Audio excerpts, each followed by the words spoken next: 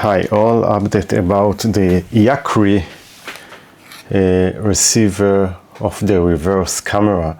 So just about, I bought the new one, I already ordered, but I said to myself, don't give up because everything looks good.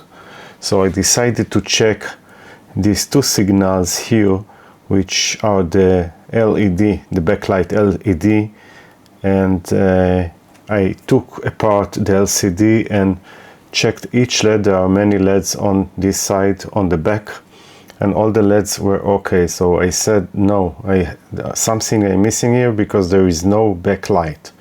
So I decided to check from this LED, this is two signal of the LED, to the connection here of the flat cable. This is pin 1 and 2. There is cathode and anode.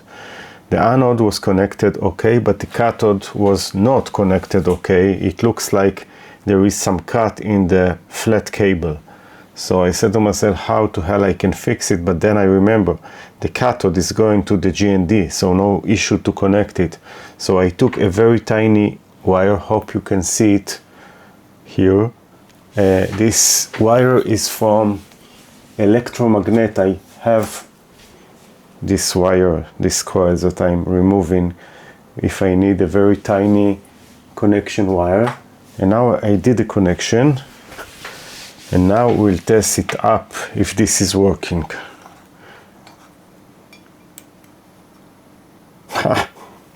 As expected, it is working. You see, it is now waiting for the transmitter. If it doesn't see a transmitter, it will shut off.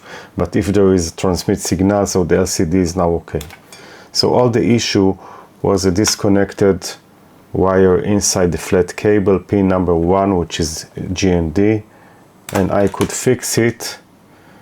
I did already order the new reverse cam. What can I do? Maybe I will try to cancel it, but anyway, working.